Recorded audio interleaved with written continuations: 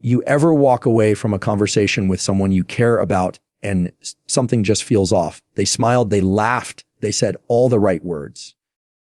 But deep down, you know something's wrong.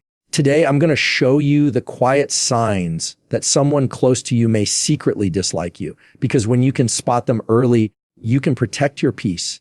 And that's worth more than any fake friendship. You ever notice how some people are all about you until you actually need something from them? It's like they've got this invisible contract in their head. They're happy to be around when things are light, easy, and convenient. But the moment there's weight involved, the moment you need them to show up, suddenly they're busy, unavailable, or they hit you with that, "Oh man, I wish I could" line. That's what I mean by support feeling conditional. Now, let me be clear. Nobody can be available all the time. Life happens. People have their own responsibilities. But there's a big difference between someone who occasionally can't make it and someone who consistently disappears when the stakes are real. The person I'm talking about is perfectly fine helping you move a couch when there's pizza after, but they're nowhere to be found when you're in the middle of a real life crisis. What's tricky is they'll still act like they're a supportive friend. They'll send you a quick thinking of you text or hit you with a "keep me posted" just so they look caring from the outside. But you'll notice they don't actually do anything.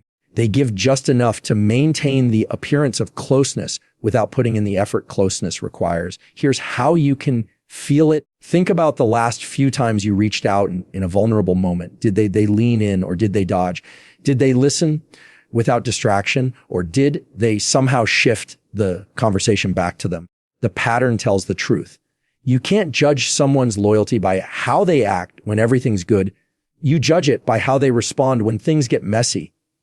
And let's be honest, it's not just about big life events. It's about the little moments too. Say you're excited about something you're working on and you share it with them. Do they genuinely engage? Ask follow-up questions, encourage you, or do they give you that polite, "oh, nice," and move on? That's still a form of conditional support.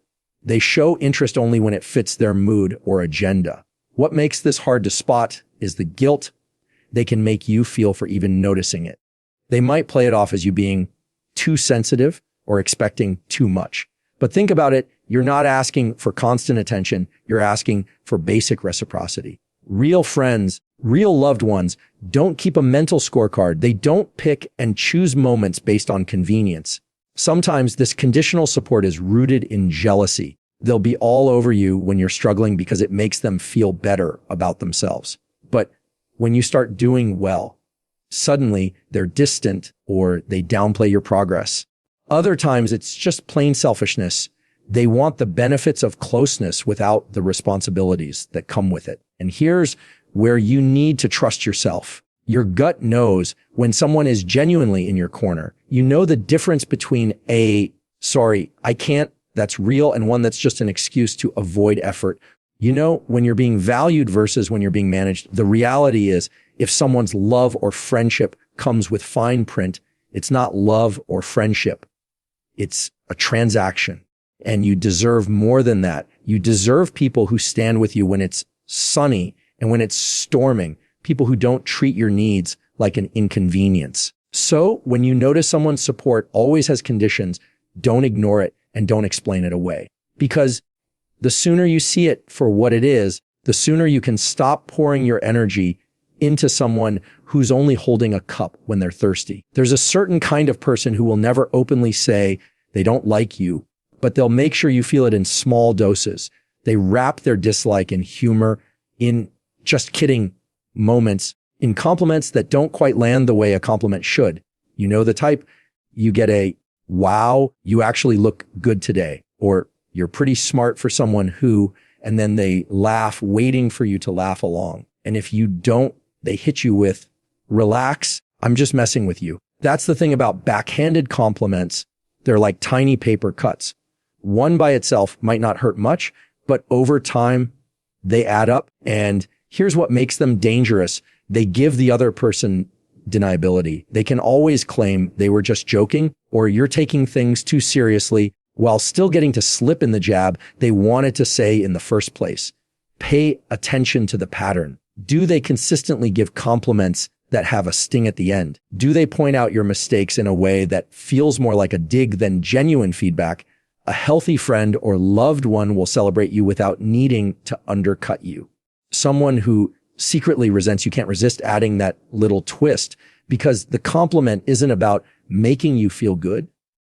It's about keeping you in check. Here's the subtle part. Sometimes these remarks are so socially acceptable, they slide under the radar. They might compliment your outfit, but follow it up with, "It's way better than what you usually wear." They might praise something you did and then compare it to a past failure, almost like they want to remind you you're not that good. When this happens, notice how your body reacts before your brain does. You might feel a small drop in your stomach, a tightness in your chest, or just that instinctive "something's off" feeling. You can't always explain it in words, but you know the tone wasn't as kind as the words wanted you to believe. That's your gut telling you the truth. Sometimes they'll do it in front of other people, which makes it even clearer. They'll disguise their put downs as funny stories about you, exaggerating details or highlighting embarrassing moments, all while acting like they're just keeping the mood light. And if you push back, they'll make you look like the one who can't take a joke. It's a way to chip away at your confidence without ever having to take responsibility for it. You'll also notice that their timing is strategic. They slip in these digs right after you've had a win. Maybe you got a promotion, started a new relationship, or accomplished a goal. Instead of joining in your excitement, they'll make a remark that subtly shifts the focus from your success to your flaws. It's a quiet way of saying, "Don't get too comfortable up there." This is why backhanded compliments can be more toxic than direct criticism. At least with direct criticism, you know where you stand. With this, you're left second guessing yourself, wondering if you're overreacting, wondering if maybe they really were just being funny. That confusion is part of the design. The truth is, people who care about you don't need to dress up their digs as jokes. They don't need to lace their praise with a reminder of your failures. Real friends will build you up without making you feel small in the process. If someone close to you can't give you a clean, honest compliment without adding a little poison to it, that's not lighthearted teasing. That's resentment leaking through. So the next time you hear one of those, "just kidding," lines that doesn't actually feel like a joke, don't laugh just to keep the peace. Because every time you pretend it's harmless, you're teaching them it's okay to disrespect you in disguise. One of the clearest signs someone secretly hates you is how they react when life doesn't go your way. It's subtle, but if you watch closely, you'll see it. You share bad news. Maybe a project fell through, a relationship ended, or you made a mistake. And instead of genuine empathy, there's a flicker of something else. Maybe it's the tiniest smirk. Maybe it's an almost unnoticeable spark in their eyes. Maybe it's the way they start asking questions that dig deeper into your failure instead of lifting you up. They might not throw a party over your problems, but they'll lean in to hear all the details, like your misfortune is their entertainment. They'll mask it well. Sometimes they'll even say all the right words. "That's so tough." Or, "I'm sorry you're going through that." But the tone doesn't match the words. There's no warmth behind it, no real concern. It's more like they're checking a box so they don't look bad. And if you pay attention, you'll notice they have more energy in conversations about your setbacks than they do in conversations about your successes. Here's the thing. Real friends, real loved ones, they're with you when you're up and when you're down. They're not jealous of your wins, and they're not secretly pleased by your losses. But someone who harbors resentment toward you. They see your failure as proof they're right about you. It validates whatever negative story they've been telling themselves. It's not just in what they say, it's in how quickly they respond. If you're struggling, they might suddenly become available to talk, even when they normally don't have time. They're eager now because your low moment puts you in a position they're comfortable with. It makes them feel a little taller without them having to climb. Sometimes it's even more obvious. They'll drop phrases like, "Well, that's life," or "Gwis, you learned your lesson," almost as if they're happy you got knocked down a peg. And in those moments, you realize their version of support isn't about lifting you up. It's about watching you get humbled. This can also show up in the way they share your news. Ever notice how quickly some people spread word of your failures compared to your victories? You tell them something personal and suddenly you're hearing it back from other people, twisted, exaggerated, maybe even framed in a way that makes you look worse. But when you achieve something great, that news somehow never travels as fast. That's not an accident. That's preference. Another layer to this is how they handle comparison. Let's say you're in a similar field or pursuing similar goals. When you struggle, they might frame it as healthy competition or make comments that subtly remind you they're doing better. When you succeed, they find ways to poke holes in it. But when you fail, they're full of advice. Even if it's condescending, it's not guidance meant to help you grow. It's guidance meant to keep you where you are. This is why it's so important to watch people's energy, not just their words. Anyone can send a "hope you're okay" text, but who actually shows up with genuine concern without using your pain as a private victory? Who's there to encourage you without slipping in an "I told you so"? The truth is, when someone celebrates your setbacks, even quietly, even secretly, they've already decided they don't want you to win. And if they don't want you to win, they're not really on your team. You might share laughs, memories, and time with them, but underneath it, there's a layer of satisfaction every time you stumble. And that's not someone you can trust with your future. Because if your failure makes them happy, your success will always make them miserable. One of the most telling signs someone secretly dislikes you is how they handle including you in their world. Or more accurately, how they don't. You start to notice little patterns, group hangouts you weren't told about, conversations that go quiet the second you walk inside, jokes that everyone else gets except you. At first, you might brush it off as bad timing. Maybe they forgot to invite you. Maybe you just happened to miss the conversation. But when it happens again and again, it's not an accident. It's intentional. The thing about subtle exclusion is that it rarely looks aggressive from the outside. They won't blatantly say, "We didn't want you there." Instead, they'll leave just enough doubt so you question yourself. "Oh, it was last minute." Or, "I didn't think you'd want to come." Or, "It was just a small thing, nothing big." But funny enough, it's always last minute. When it comes to you, it's always nothing big until you see the pictures later and realize it was big, just not for you. Exclusion is one of the quietest forms of rejection, and it's often used by people who don't want to confront their feelings directly. They get to create distance without ever having to say why. And because they leave the door open for excuses, it makes you feel like maybe you're overreacting.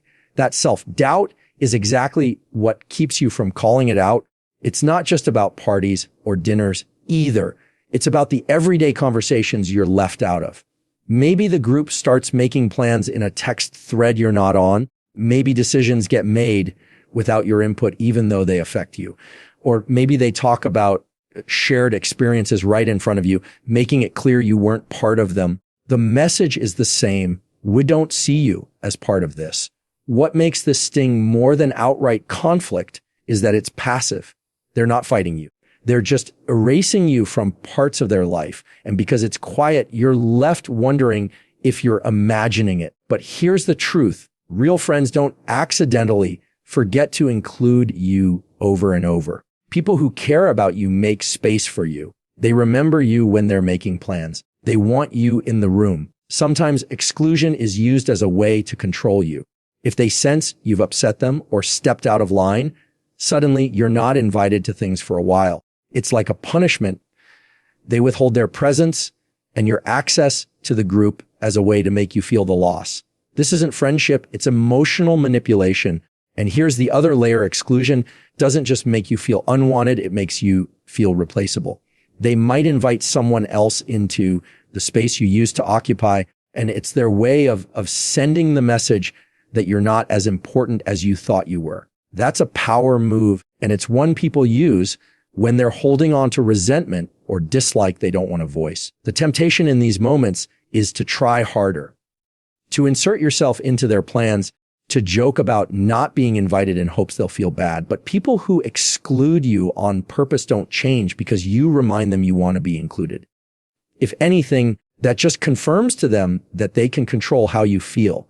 So instead of chasing those invitations, Pay attention to who naturally makes space for you, who lights up when you walk in, who texts you first when something's happening, who makes sure you're in the picture instead of finding out about it later. That's where your energy belongs. Because if you keep fighting for a seat at a table where they keep pulling the chair away, you'll never notice the tables where people are already saving you a spot.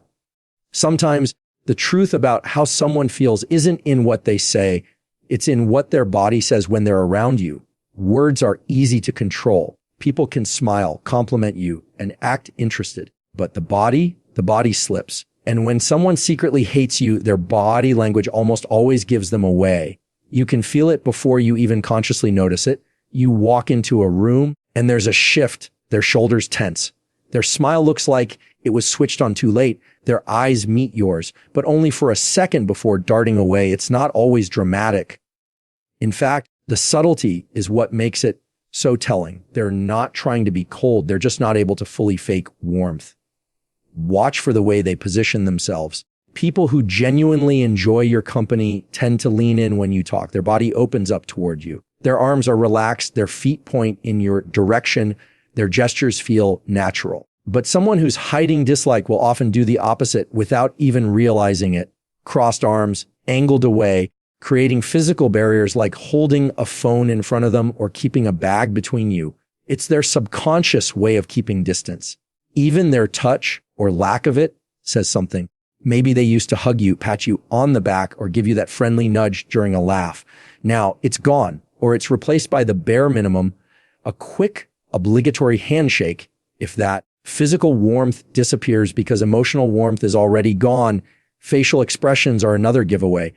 The easiest one to spot is the smile that doesn't reach the eyes. The mouth forms the right shape, but the eyes stay flat, or maybe the smile is too quick, like they're checking off a box, and it vanishes before you've even finished saying hello. And then there's the micro expression, that tiny flash of annoyance, contempt, or disinterest before they put the mask back on. You might not even catch it fully, but you'll feel it. Tone of voice is part of body language too. Even when the words are neutral, the delivery changes. The pitch might be slightly higher, the pace quicker, or the emphasis just a bit off. It's the kind of thing you pick up on when you know someone well. You've heard their genuine voice enough times to recognize when it's missing. Here's the thing. One-off moment doesn't mean someone hates you. People have bad days, get distracted, feel stressed. But when these signals become consistent, when they show up every time you're around, that's when it starts telling the real story. Sometimes they overcompensate. If they're worried their true feelings might show, they might try too hard. Extra wide smiles, exaggerated enthusiasm, bigger gestures than necessary. It's like they're performing friendship instead of living it. And the performance feels off. It's not something you can always explain logically, but you can sense when the energy doesn't match the words. This is why trusting your instincts matters. We're wired to pick up on nonverbal cues long before we can articulate them. If you keep leaving interactions feeling like something's wrong, if you notice your own body tensing up in response to theirs, pay attention. Your nervous system often catches what your brain wants to dismiss. And here's the hard truth. When someone's body language is consistently closed off, when their tone stays flat, when the warmth feels forced, it's because they don't want to be as close to you as they once were or as close as they pretend to be. They may never admit it out loud, but their body already has, because you can fake a smile, but you can't fake connection. At the end of the day, the signs are never as hidden as we want to believe. Conditional support, backhanded compliments, quiet celebrations of your setbacks, subtle exclusion, and body language that tells the truth. They all add up, and once you see them, you can't unsee them.